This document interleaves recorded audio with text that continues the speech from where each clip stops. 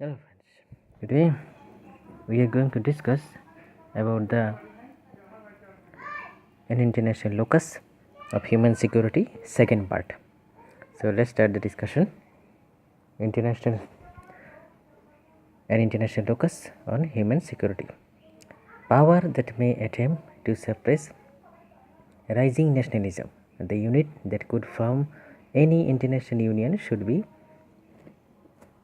that from their own will, and this implied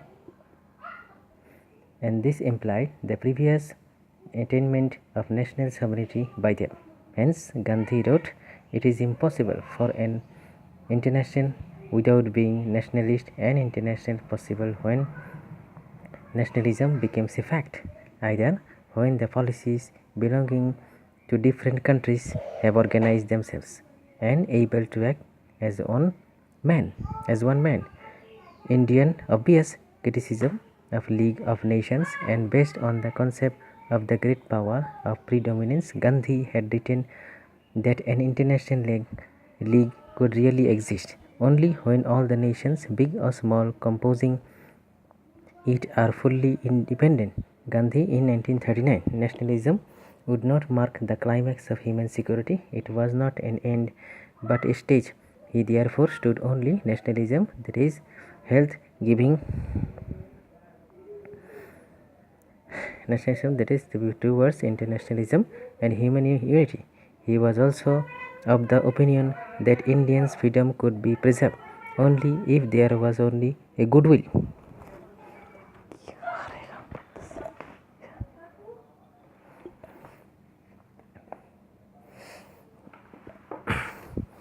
Gandhi wanted to India to be a free nation in order to that she could sacrifice herself for the service of mankind.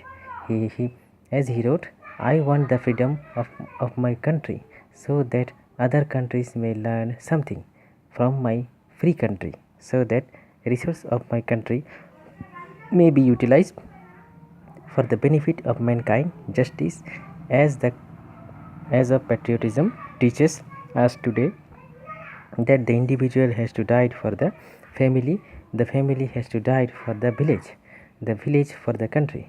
Even so, a country has to be free in order that it may be die, if necessary, for the benefit of world. My love, therefore, or nationalism, or my idea of nationalism, is that my country may become free, that if needed be the whole of the country may die, so that the human race may live. There is no room for the race hatred there. Let that be our nationalism."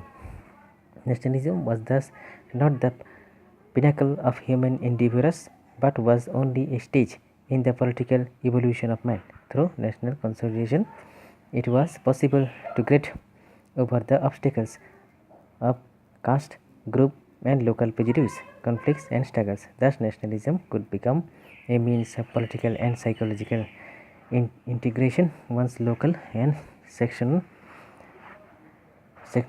hatreds had been consumed by the fire of nationalism. The time would naturally come when the nation would sacrifice itself for the good of the world.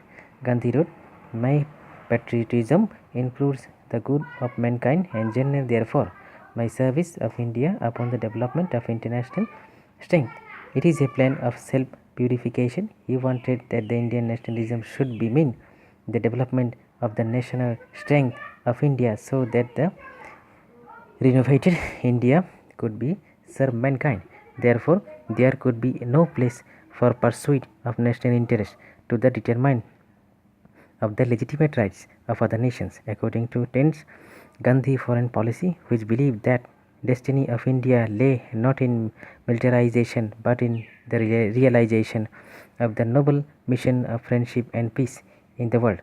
Thus, we see that Gandhism teaches conception of the transcendence of a narrow, exclusive, and aggressive nationalism, and affirms that fundamental position that one's good consists in the good of mankind. Gandhi's conception of internationalism, of national patriotism, absolute sovereignty, which we find Hegelianism and fascism. Thus, if one side He was a trench critic of Western imperialism and fight for Purna swaraj. He was refused to regard the nation states as the final category in the political evolution of man. Thank you. If you like the video, like it and share it. Thank you.